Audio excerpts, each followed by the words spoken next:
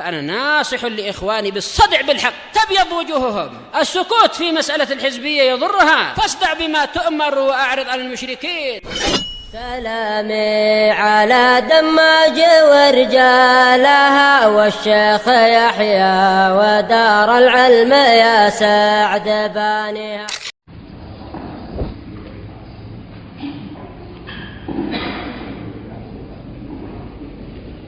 Bismillahirrahmanirrahim. Innal hamdalillah nahmaduhu wa nasta'inuhu wa nastaghfiruh wa na'udzu billahi min shururi anfusina wa sayyiati a'malina. May yahdihillahu fala mudilla lahu wa may yudlil fala hadiya lahu.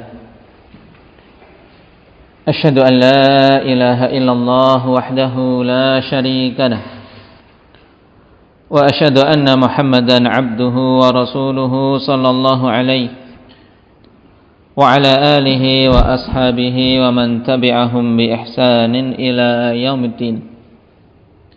Amma ba'd. Ikhwanil kiram rahimani wa rahimakumullah. Alhamdulillah, kita memuji Allah Subhanahu wa ta'ala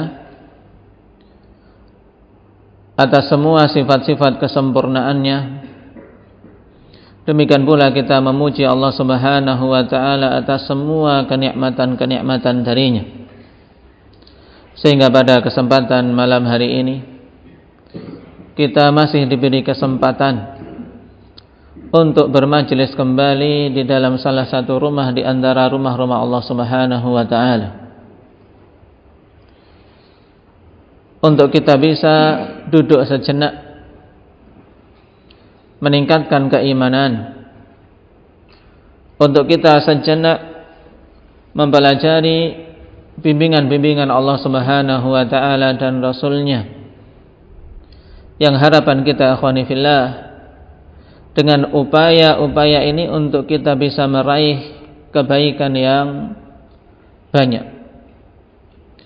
Karena memang di antara tanda kebaikan seorang hamba yaitu pahamnya dia terhadap perkara-perkara agamanya.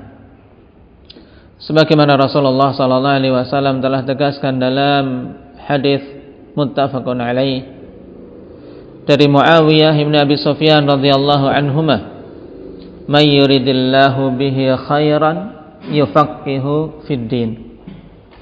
Siapa saja yang Allah Subhanahu wa ta'ala kehendaki kebaikan untuknya, maka akan dipahamkan perkara agamanya. Maka pemahaman seseorang terhadap agama ini yang membuahkan pengamalan, maka itu berbanding lurus dengan kebaikan yang ada pada dirinya. Kebaikan akan semakin kuat sesuai dengan kadar keilmuan dan amal. Dan agama ini secara umum ikhwani fillah bisa tegak dengan dua perkara ini, bisa kokoh dengan dua perkara ini. Kapan saja kaum muslimin lemah pada dua perkara ini, maka mereka akan mengalami kelemahan dan kemunduran. Allah Subhanahu wa ta'ala telah berfirman, huwallazi arsala rasulahu bil huda wa dinil haqq liyudhhirahu 'alad dini kullih. Dialah Allah Subhanahu wa ta'ala yang telah mengutus rasulnya dengan al-huda wa dinul haqq. Allah mengutus Nabi kita Muhammad sallallahu alaihi wasallam dengan dua perkara ini. Al-huda yaitu al-ilmun nafi', wa dinul haq yaitu al-amalus salih. Untuk apa? Liyudhhirahu 'alad dini kullih, untuk Allah Subhanahu wa ta'ala menangkan Islam yang dibawa oleh Rasulullah sallallahu alaihi wasallam atas keseluruhan agama yang ada. Maka sesuai dengan kadar ilmu nafi' yang ada pada kaum muslimin, demikian pula kadar amalan saleh yang ada pada kaum muslimin akan dicapai kemuliaan dan kejayaan umat. Oleh karena itulah jangan dikira duduknya seorang muslim, duduknya seorang muslimah di majelis ilmu, duduknya seorang talib mempelajari agama ini itu perkara yang remeh, tidak. Bahkan itu merupakan perkara yang menjanjikan untuk tercapainya kejayaan umat. Dan ini jalan yang pasti, walaupun entah melalui tangan kita atau tangan generasi-generasi setelah kita. Yang penting tugas kita adalah menempuh sebabnya untuk terwujud kejayaan umat ini dengan mempelajari agama Allah dan mengamalkannya. Dan pada kesempatan malam hari ini, akhwani fillah, kita sampai pada perkataan Imam Al-Barbahari rahimahullahu ta'ala, wala nikaha illa biwaliyin wa syahidai adlin wa sadaqin qalla au kathur. Dan tidak sah nikah kecuali dengan wali dan 2 saksi yang adil, dan juga dengan mahar, baik itu sedikit atau banyak. Wa man lam yakun lahu waliyun fasultanu waliyu man la waliyalah. Dan siapa saja yang tidak memiliki wali, maka sungguhnya sultan, yaitu penguasa, merupakan wali bagi siapa saja yang tidak memiliki wali. Pada perkataan Imam Al-Barbahari ini, akhwani fillah, beliau menyinggung tentang hukum-hukum penting seputar pernikahan, terkhusus terkait masalah wali. Dibawakan pembahasan fikih ini dalam perkara akidah untuk membantah sekelompok ahli bidah yang mereka menyatakan tentang sahnya nikah walaupun tanpa wali, sehingga bermudah-mudahan untuk melakukan hal tersebut yang hakikatnya adalah zina. Seperti keadaan orang-orang Syiah yang mereka bermudah-mudahan dengan istilah nikah mut'ah, kawin kontrak mereka yang hakikatnya juga perzinaan. Adapun Muslim Sunni, maka mereka berpegang teguh dengan bimbingan Rasulullah sallallahu alaihi wasallam terkait masalah ini, yaitu bahwasanya tidak akan sah nikah kecuali dengan wali. Dan sebelum kita membahas tentang masalah perwalian, ikhwani fillah, perlu kita ketahui bahwasanya nikah merupakan salah satu di antara syariat dan sunnah Rasulullah sallallahu alaihi wasallam yang sangat beliau anjurkan kepada para syabab, para pemuda, apabila mereka telah memiliki kemampuan untuk menikah agar bersegera menikah. Sebagaimana sabda beliau, ya ma'syaras sabab, ya ma'syaras syabab, man istata'a minkumul ba'ah falyatazawwaj. Wahai sekalian para pemuda, siapa saja yang mampu di antara kalian untuk al-ba'ah. Terjadi khilaf di kalangan para mufassirin, para syurah tentang makna al-ba'ah. Dan yang rajih al-ba'ah yaitu apabila telah mampu untuk jima', maka menikahlah. Kemudian Nabi sallallahu alaihi wasallam sebutkan di antara hikmahnya, fa innahu aghaddu lil basar wa ahsanu lil farj. Karena dengan nikah tersebut dia akan lebih bisa untuk menundukkan pandangan dan lebih mampu untuk bisa menjaga kemaluan. Yang ini merupakan salah satu kewajiban-kewajiban syar'i untuk setiap laki-laki menundukkan pandangannya, sebagaimana pula para perempuan, dan untuk masing-masingnya menjaga kemaluannya jangan sampai terjatuh dalam perzinaan. Kemudian Rasulullah sallallahu alaihi wasallam sebutkan jalan keluar bagi mereka yang belum mampu. Faman lam yastati' na'am fa'alaihi bisyam. Maka siapa saja yang belum mampu untuk menikah dalam keadaan sudah ada keinginan, maka atasnya untuk meredam syahwatnya dengan puasa. fa innahu lahu wija, karena sungguhnya puasa tersebut baginya ibarat wija, yaitu ibarat sesuatu yang bisa untuk mengebiri syahwat yang meledak-ledak yang ada padanya. Pada hadits ini jelas perintah Rasulullah sallallahu alaihi wasallam bagi para syabab yang mereka telah mampu dan memiliki keinginan untuk menikah agar mereka menikah. Makanya para ulama menegaskan bahwasanya hukum asal nikah adalah mustahabbah. Kemudian pada beberapa orang bisa keluar dari hukum asal ini menjadi wajib. Kapan itu hukum nikah menjadi wajib atasnya? Apabila khawatir terjatuh dalam perzinaan dalam keadaan dia memang mampu untuk menikah, baik dari sisi mampu untuk memenuhi nafkah batin bagi pasangannya maupun nafkah secara lahiriah. Kenapa hukumnya wajib? Karena meninggalkan perzinaan adalah wajib, sehingga ma la yatimul wajibu illa bihi fahuwa wajib.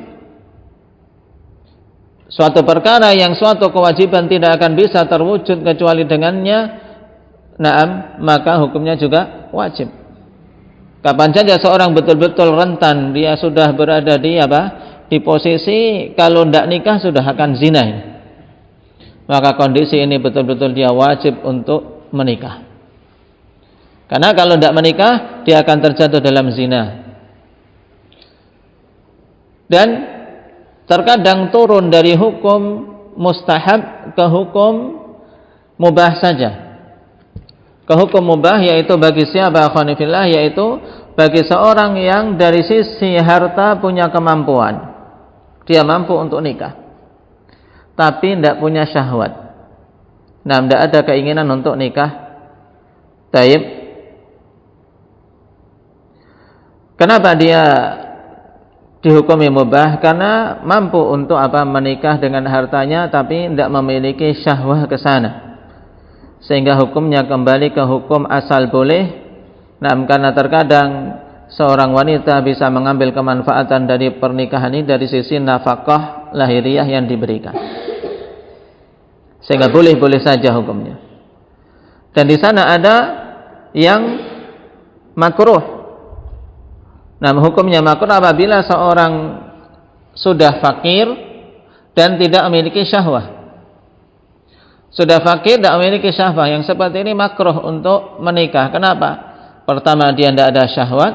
Yang kedua, mau menafkahi juga juga kesulitan. Yang seperti ini kalau nikah bikin susah istrinya. Bikin susah. Kalau yang tadi masih kategori mubah, kenapa? Karena masih bisa memberikan nafkah. Kalau ini nafkah lahiriah enggak, nafkah batinnya juga enggak. Dan bahkan ada yang sampai tingkatan haram untuk menikah khonifillah pada kondisi itu? Pada kondisi seseorang ketika berada di daerah peperangan. Apabila di negeri yang di situ perang antara kaum muslimin dengan orang-orang kufar, maka Syekh Ibnu Utsaimin rahimahullahu taala dalam hal ini merajihkan haram untuk menikah. Kenapa? Karena pernikahan ini bisa mengakibatkan adanya anak-anak yang terlahirkan kemudian nantinya menjadi budak orang-orang kafir. Taib. Karena saat ini sedang kondisi perang di negeri itu. Taib, bisa mengakibatkan anak-anak terbunuh, bisa kemudian mereka tawan akhirnya menjadi budak. Dan ini berakibat keharaman. Maka hal-hal yang menjadi sebab terwujudnya keharaman, maka diharamkan juga.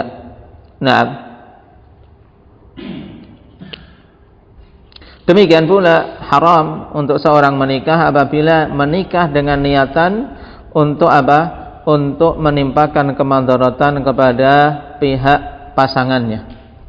Seorang laki-laki sengaja menikahi wanita agar bisa menghinakannya, agar bisa menzaliminya, maka ini haram atasnya melakukan pernikahan tersebut. Ini hukum nikah. Jadi hukum asal pernikahan apa tadi? Mustahabbah. Akan tapi pada beberapa kondisi bisa keluar dari hukum yang sunnah ini ke hukum mubah atau makruh atau haram, demikian pula bisa menjadi wajib. Dan nikah ikhwani fillah terwujud dan terjadi ketika ada ijab dan qabul. Ijab yaitu al-lafdzus shadiru minal wali aw man yaqumu maqamah. Sedangkan al-qabul huwa al-lafdzus shadir minaz zauj aw man yaqumu maqamah. Ijab adalah lafaz yang diucapkan oleh wali si wanita atau siapa saja yang dia menduduki kedudukan wali sebagai wakil dari wali yang ditunjuk misalnya, di mana wali ini mengatakan zawwajtuka, na'am, aku nikahkan kamu, taib, dengan siapa? Fulanah binta fulan, taib, dan seterusnya. Adapun al-qabul yaitu al-lafdzus shadir minaz zauj aw man yaqumu maqamah, yaitu lafaz yang diucapkan dari pihak laki-laki, yaitu pihak suami atau siapa saja yang menduduki kedudukannya dari wakil si suami. Kapan saja telah terjadi ijab dan qabul dan telah terpenuhi syarat-syarat pernikahan, maka nikah sah. Dan mengenai ijab dan qabul, akhwani fillah, banyak di masyarakat mereka mempersempit perkara yang sebenarnya luas. Seperti dalam ijab dan qabul tidak boleh ada jeda sama sekali, sebagiannya bahkan napas tidak boleh. Nah, bahkan terkadang karena sudah grogi ada jeda sedikit saja dianggap tidak sah. Padahal ijab qabul itu selama masih di majelis dan dua pihak yang melakukan akad tersebut tidak terlenakan atau tidak teralihkan perhatiannya dengan perkara yang lain, masih sah. Nah, misalnya ada jeda sejenak, apakah itu menguap ataukah itu bersin ataukah itu karena apa? Sedikit grogi, tidak masalah. Baik. Demikian pula tidak dipersyaratkan dalam ijab dan qabul harus dengan bahasa Arab. Karena ini adalah akad, maka kembali bahwasanya akad itu terwujud dengan segala sesuatu yang bisa dipahami secara kebiasaan manusia. Baik itu dengan bahasa Indonesia maupun bahasa Jawa, di mana kedua belah pihak paham bahwasanya yang mau dinikahi itu ini bukan yang lain. Oleh karena itulah dalam ijab seorang wali wajib untuk apa? Betul-betul menyebutkan secara jelas. Demikian pula seandainya dia sebagai wakil dari wali, maka juga menyebutkan secara jelas bahwasanya dia menikahkan sebagai wakil, bukan dia menikahkan sendiri. Baik. Dan adapun qabul, maka seandainya seorang sekedar mengatakan qabiltu, aku terima, maka ini sudah apa? Sudah sah. Aku terima. Maksudnya terima dari yang dikatakan tadi. Taib, yang penting masih dalam satu majelis dan jelas. Karena nanti akan kita ketahui bahwasanya syarat dari pernikahan ikhwani fillah harus apa? Harus ditakyin siapa yang akan menjadi pasangannya. Walaupun tentunya ikhwan, seandainya seseorang dalam ijab dan qabul menggunakan lafaz-lafaz yang datang baik dalam Al-Quran maupun As-Sunnah, seperti misalnya lafaz karena dalam Al-Qur'an dengan lafaz nikah.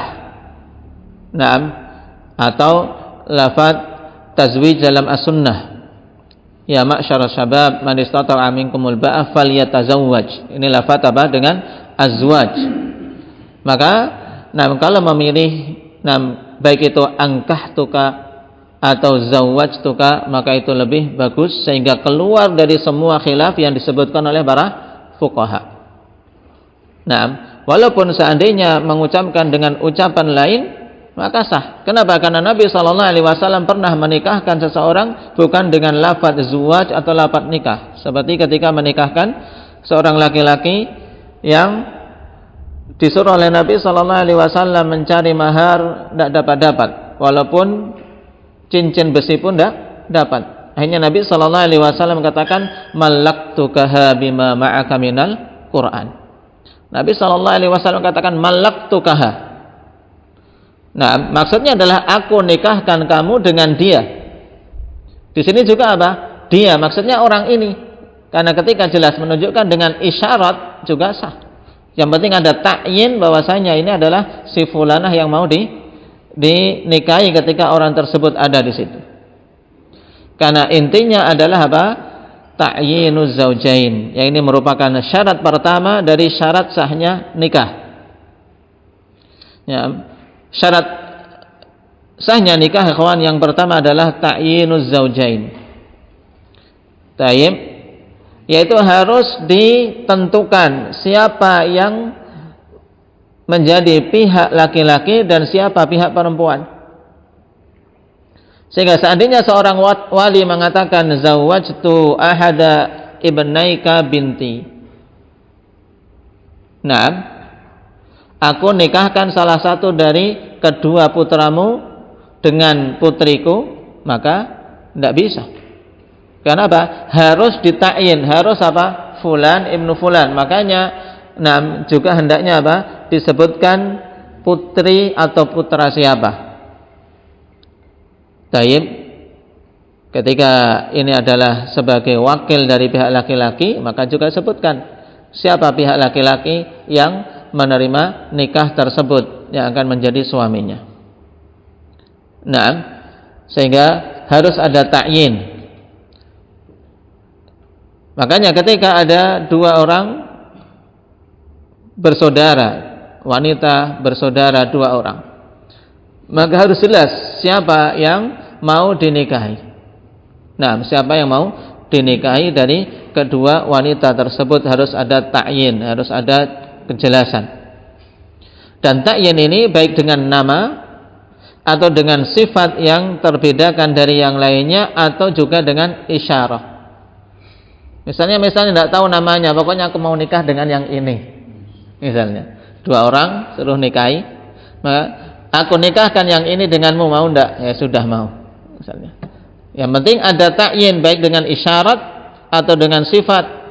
Misalnya dengan sifat aku nikahkan kamu dengan wanita yang berpakaian merah itu, yang putrinya, misalnya putrinya, ada lebih dari satu, semuanya sudah siap nikah. Ini harus ada ta'yin. Taib. Kemudian yang kedua, ridhahuma, adanya keridhaan dari kedua belah pihak, baik pihak wanita maupun pihak laki-laki. Tidak boleh ada paksaan dalam pernikahan.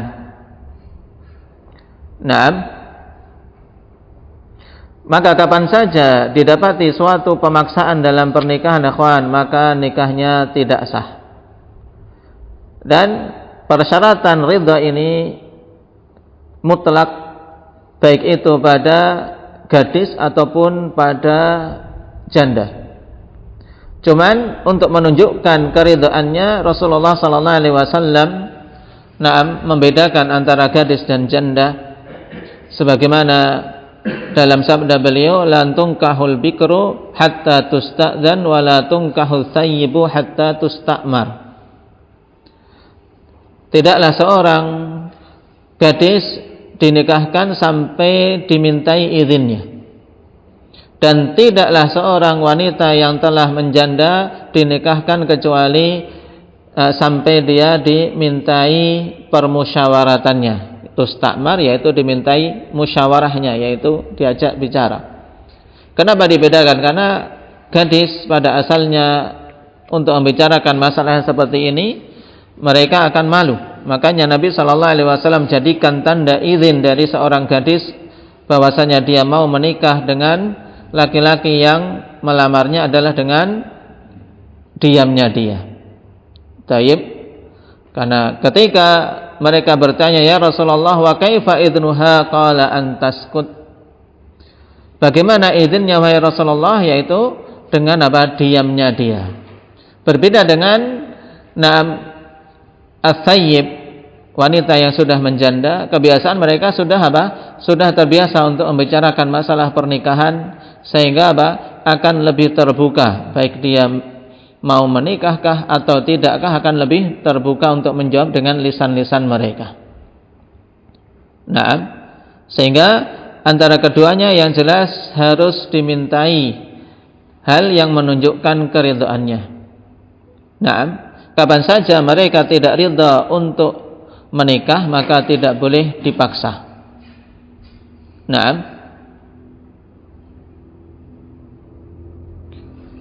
dan terkadang ikhwan, seorang wali sudah memilihkan bagi putrinya laki-laki yang saleh.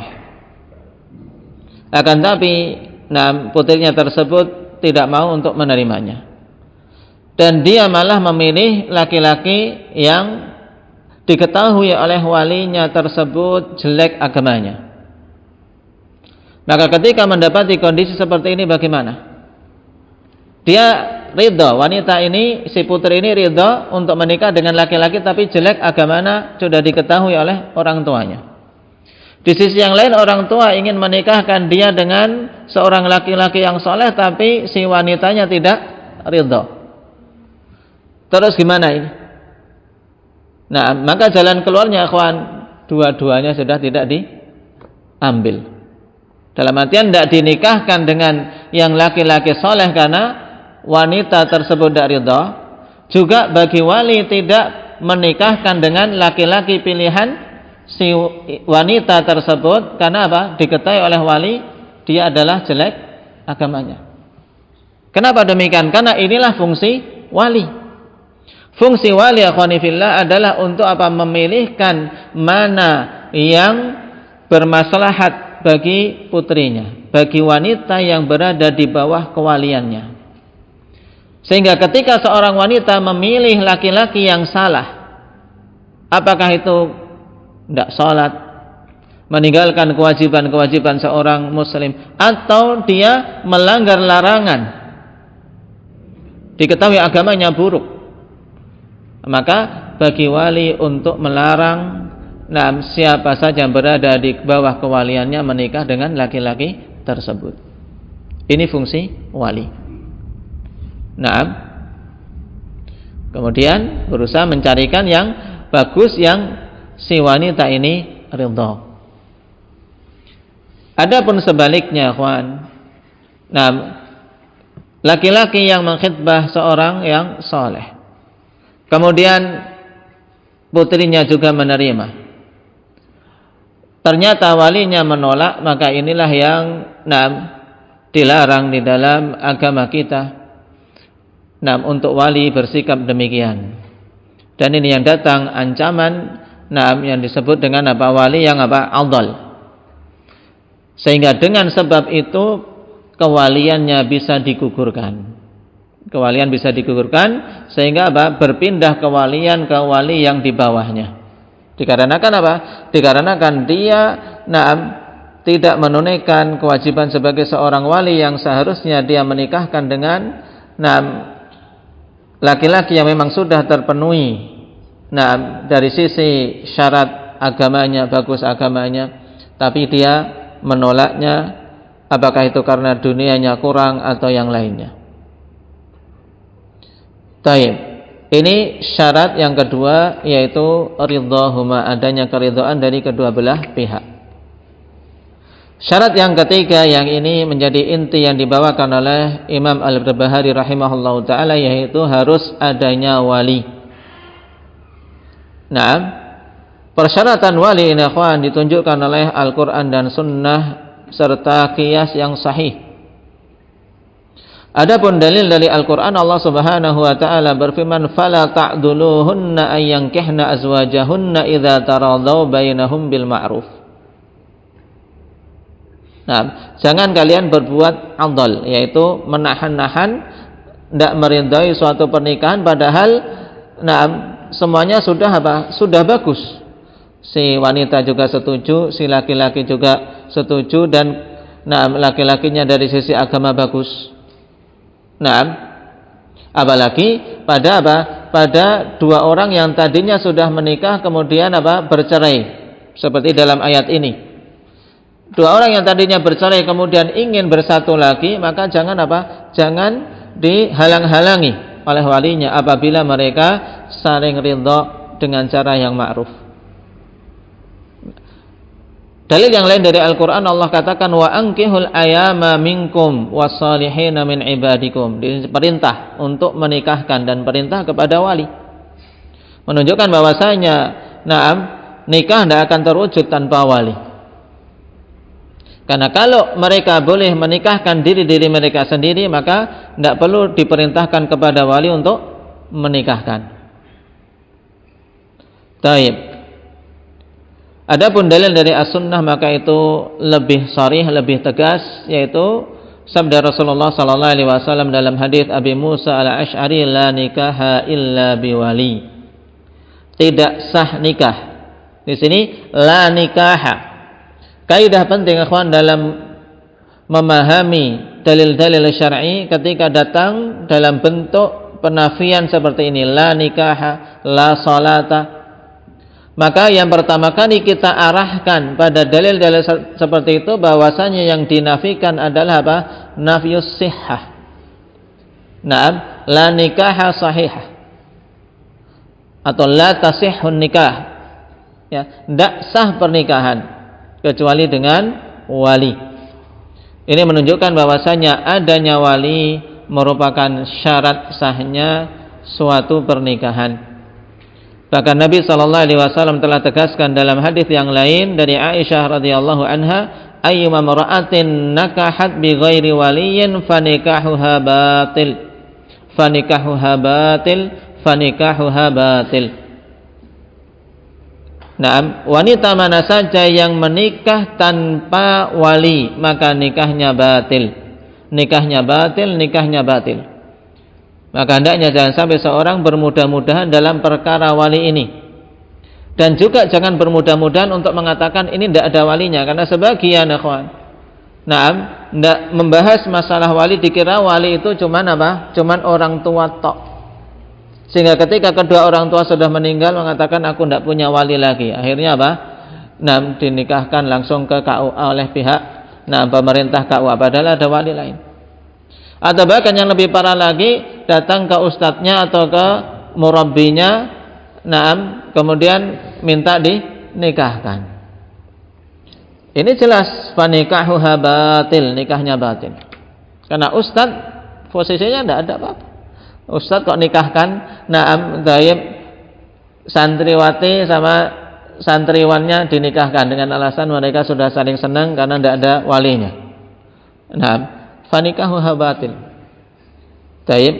Karena nanti akan kita ketahui siapa saja yang tidak ada wali, maka kewalian kembali ke sultan.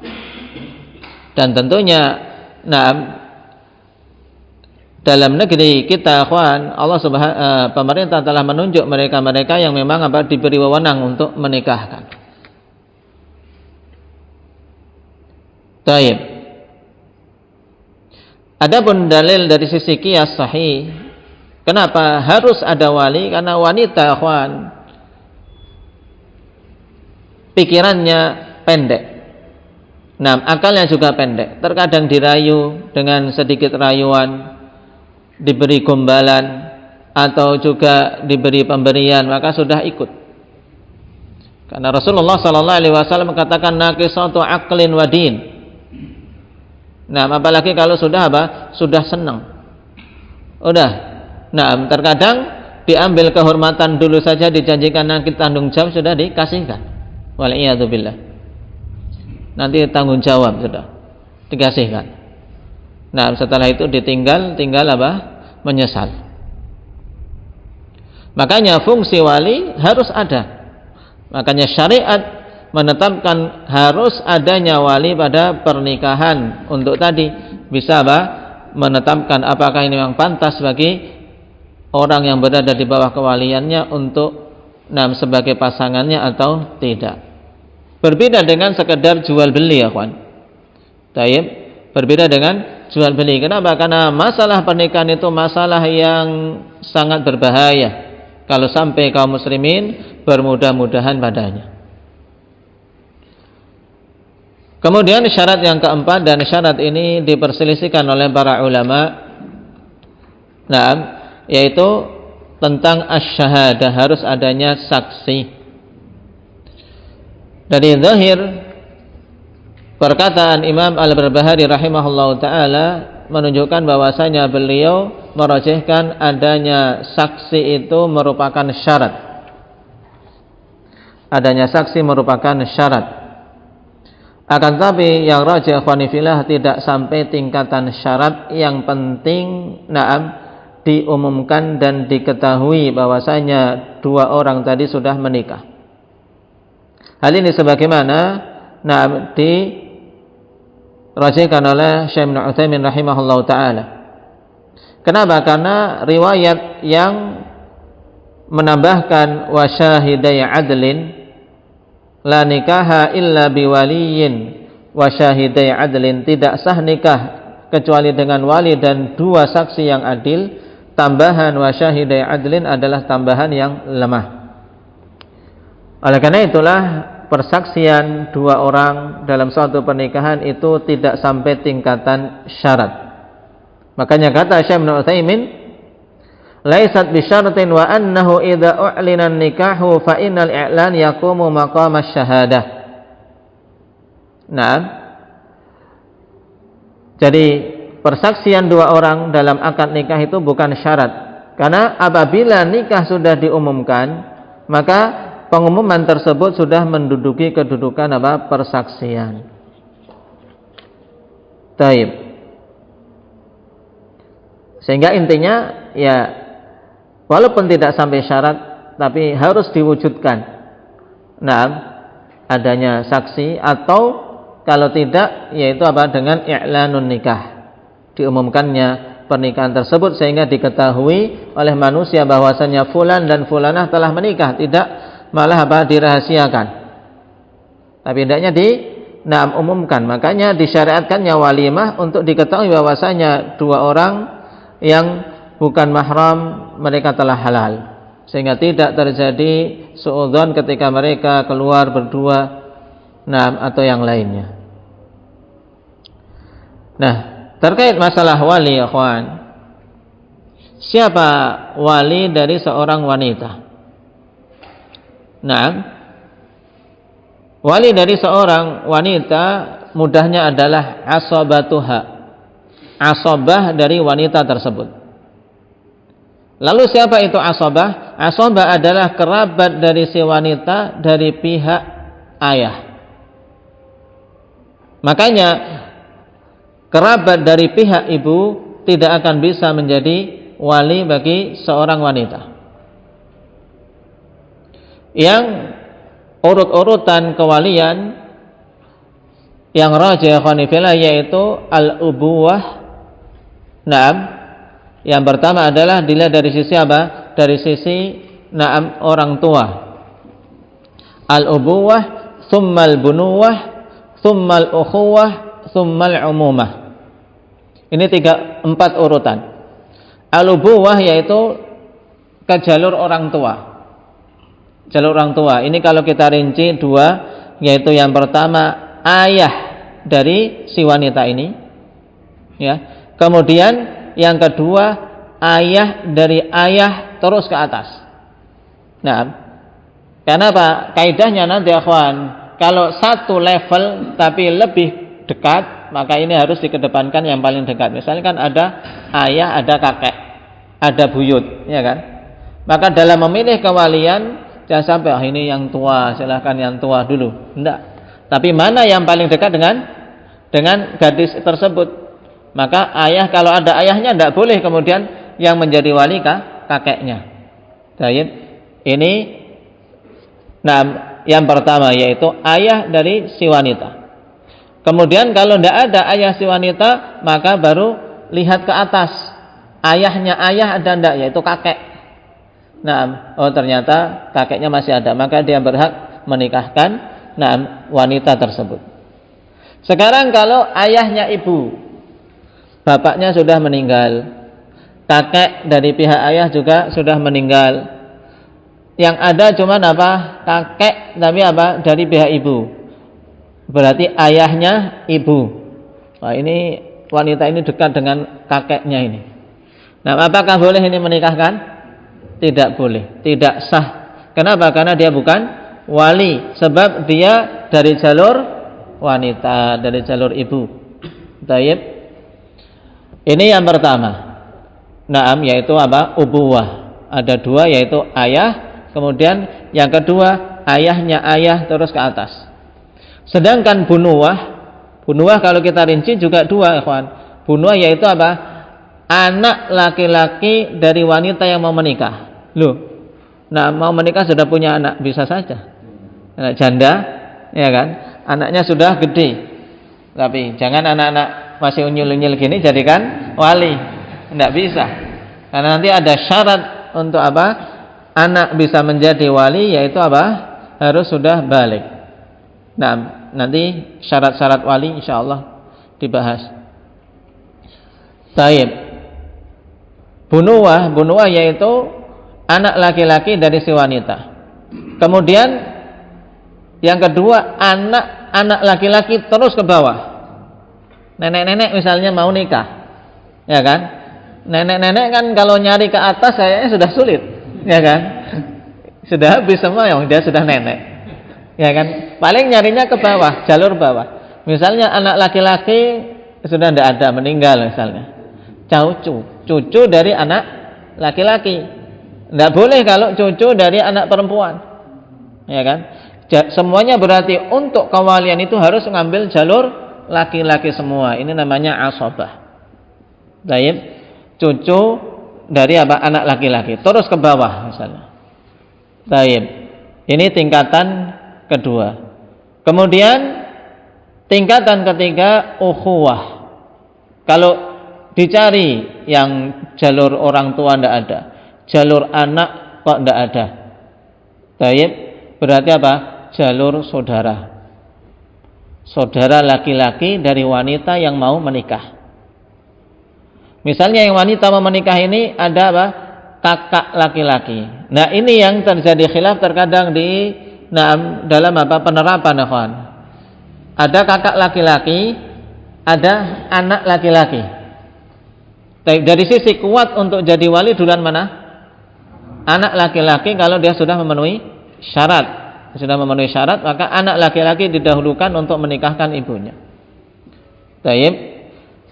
Ketika anak laki-laki ataupun cucu laki-laki ke bawah tidak ada yang memenuhi syarat untuk sebagai wali, maka beralih ke yang lebih rendah lagi, yaitu ukhuwah, saudara laki-laki dari si wanita. Dan saudara laki-laki terbagi jadi dua jenis, ikhwan. Saudara laki-laki kandung dan saudara laki-laki sebapak. Saudara laki-laki kandung jelas, yaitu yang ayah ibunya sama. Atau saudara laki-laki sebapak. Adapun saudara laki-laki seibu, maka ini tidak masuk jadi wali. Ya, saudara laki-laki seibu, walaupun dia saudara laki-laki, tapi cuman seibu, beda bapak. Ya, ibunya sama, tapi bapaknya beda. Saudara laki-laki seperti ini, ikhwan, akhun li maka ini tidak bisa menjadi mahram. Makanya harus didetail. Kamu punya wali, ya, aku punya saudara laki-laki. Saudara laki-laki apa dulu? Kandung, sebapak atau seibu. Kalau kandung atau sebapak maka masuk jadi wali, bisa. Kemudian kalau tidak ada saudara laki-laki sudah meninggal, ini berarti ke anaknya, anak laki-laki dari saudara laki-laki. Taib. Kemudian kalau tidak ada juga maka ke tingkat umumah, ya, ke tingkat umumah, yaitu ke tingkat paman. Berarti apa? Saudara laki-laki dari ayah. Nah, saudara laki-laki dari ayah, khonifillah, maka dia apa? Bisa menjadi wali, atau dalam bahasa kita mudahnya adalah apa? Paman. Paman, tapi yang berlaku untuk menjadi wali adalah apa? Paman dari pihak ayah, yaitu saudara laki-laki dari ayah saja. Sedangkan saudara laki-laki ibu, maka ini tidak bisa menjadi wali. Nah, kemudian baru apa? Anak laki-laki dari apa? Paman. Anak laki-laki dari saudara laki-laki ayah. Dari sini kita ketahui khonifillah bahwasanya wali nikah itu tidak sama dengan mahram. Ya. Jadi jangan sampai seorang pemahamannya tergabung antara wali dengan mahram. Enggak ada kaitannya, kawan. Tayyib. Kenapa? Karena kalau kita perhatikan tadi ada wali-wali nikah yang dia bukan mahram. Siapa contohnya? Yaitu anak paman, yaitu saudara sepupu. Tapi ini wali pilihan-pilihan sudah apa? Sudah tingkatan-tingkatan akhir. Nah, saudara sepupu dari apa? Berarti anak laki-laki dari apa? Paman. Anak laki-laki dari saudara laki-laki ayah. Taib. Maka yang seperti ini bisa menjadi apa? Menjadi wali nikah. Taib. Taib. Makanya dibahas juga kawan dalam fikih, apabila wali ingin menikahi apa? Wanita itu sendiri. Bisa enggak? Walinya menikahi wanita yang di bawah kewaliannya. Bisa. Contohnya tadi, saudara sepupu ingin menikahi sepupunya, tapi sudah enggak ada wali lain. Ya kan? Ya, bisa. Nah, terus bagaimana nikahnya? Ya, aku nikahkan diriku denganmu. Ya, gitu. Ini mudahnya. Baik, aku nikahkan dirimu denganmu, mau terima enggak? Gitu. Baik, ini wali menikahkan dirinya kepada apa? Wanita yang mau dia nikahkan, padahal wanita itu di bawah kewaliannya. Nah, ini sah. Tapi dengan syarat sudah tidak ada wali-wali yang di atasnya. Karena kaidahnya, ikhwan, kapan saja masih ada wali yang lebih dekat, wali yang di atasnya, kok dia memilih wali yang di bawah yang jauh, maka tidak sah pernikahannya. Tayyib, tidak sah pernikahannya. Kecuali apabila wali yang lebih dekat itu telah gugur kewaliannya. Gugur kewalian, ikhwan, yang pertama dengan sebab perbedaan agama. Misalnya tidak sholat sudah, wali ini tidak sholat, atau bahkan dia menganut agama apa? Agama kekufuran. Taib. Maka gugur kewalian. Kemudian yang kedua, apabila wali tersebut secara zalim, ya secara zalim menolak untuk menikahkan wanita yang berada di bawah kewaliannya. Nah, cuman untuk hal ini jangan cepat-cepat untuk diklaim bahwasanya wali tersebut afdal, karena sebagian karena sudah ngebet mau menikah, pokoknya alasannya bahwa walinya zalim. Padahal wali punya alasan banyak, mungkin wali punya alasan. Nah, jangan dulu, ini masih anaknya itu demikian, tapi sudah ngebet, pokoknya ini sudah anak soleh demikian. Makanya terkadang banyak terjadi akhwan hal-hal yang tidak bagus karena apa? Terburu-burunya ini. Dan juga lebih bagus bagi seorang anak untuk bersabar, apalagi kalau wali itu adalah orang tuanya sendiri. Kenapa? Karena namanya kehidupan berumah tangga kan tetap akan berlangsung lama dan berusaha untuk bisa menyambung hubungan dengan orang tua. Nah, dan biasanya seorang kalau nekat menikah tanpa mendapatkan keridhaan dari orang tua, dia juga akan kesulitan di hari-hari berikutnya. kesulitan untuk menyambung hubungan rahim. Naam. Taib. Dan juga hal yang tentunya harus dipikirkan, bagaimana dia mau memutuskan hubungan rahim dengan orang tua yang semenjak kecil bersama dia demi laki-laki baru yang mungkin baru dikenalnya. Naam. Taib. Oleh karena itulah untuk hal kedua ini harus betul-betul taharri, betul-betul hati-hati untuk apa? Memindahkan dari kewalian yang atas ke kewalian yang bawah dengan alasan kezaliman, kecuali kalau memang jelas sekali naam kezaliman dan afdalnya. Taib.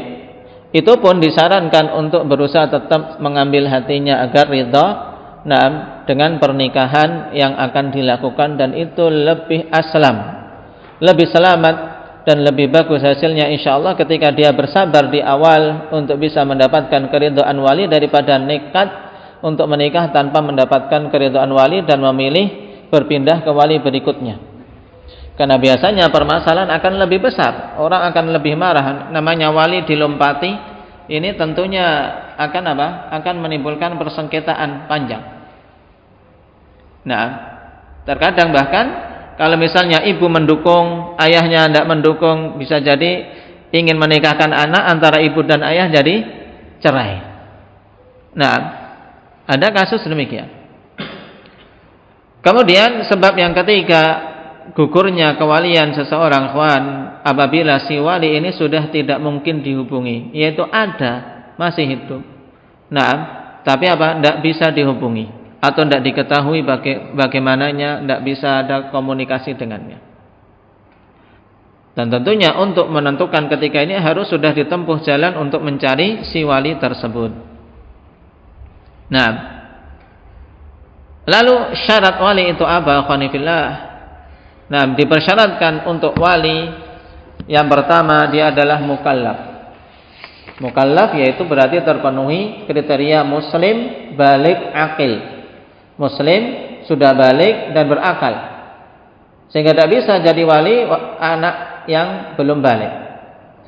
Demikian pula tidak bisa menjadi wali orang tua yang sudah pikun, yang sudah akalnya sudah apa? Sudah tidak genep, ya sudah tidak tahu ini siapa namanya, sudah nggak tahu ini baru menikahkan ini ternyata nanti keliru, nah mau salamannya dengan yang di sampingnya, misalnya. Taib. Kemudian syarat yang kedua ar-rusydu. Wali tersebut harus rasyid. Yang dimaksud dengan rasyid dalam masalah akad nikah ikhwan, yaitu orang tersebut mengetahui kemaslahatan bagi wanita yang berada di bawah kewaliannya. Karena ar-rusydu pada setiap hal itu berbeda-beda. Nah, ar-rusydu dalam penggunaan uang yaitu apa? Seorang tahu bagaimana menggunakan uang, hal yang halal, yang haram, yang bermaslahat dan yang tabdzir. Sedangkan ar-rusydu dalam masalah akad nikah yang menjadi syarat wali itu, naam, adalah apa? Dia mengetahui mana yang bermaslahat bagi si wanita dan dia mengetahui untuk mencarikan yang sekufu. Al-kufu dengan apa? Dengan wanita yang berada di bawah kewaliannya. Nah, taib. Adapun yang tidak mengetahui tersebut, maka dia seorang muhmil, yang seorang yang tidak peduli dengan apa, dengan kondisi wanita tersebut, maka tidak boleh untuk menjadi wali. Seperti misalnya yang tidak tahu, akhirnya apa, intinya mencarikan untuk anaknya yang penting orang yang kaya walaupun apa, walaupun tidak beragama. Ini menunjukkan tidak terpenuhi syarat ar-rusydu. Taib. Kemudian ittifaqud din.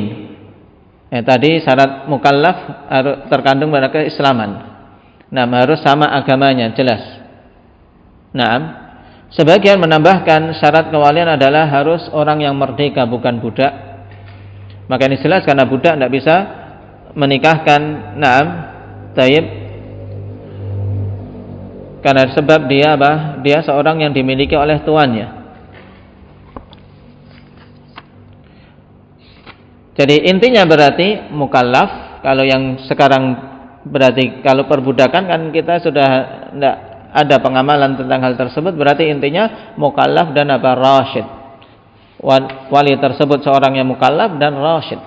Itu memiliki ar-rusydu, dia tahu bagaimana memilihkan untuk orang yang berada di bawah kewaliannya apa yang bermaslahat baginya.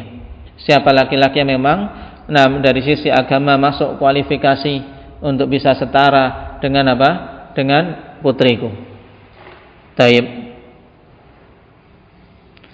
Barakallahu fikum. Ini sekilas tentang perwalian ikhwani fillah. Nah, adapun tentang masalah mahar insyaallah kita ambil pada pertemuan yang akan datang. Nah, wallahu taala alam. Kalau ada pertanyaan tafadhal.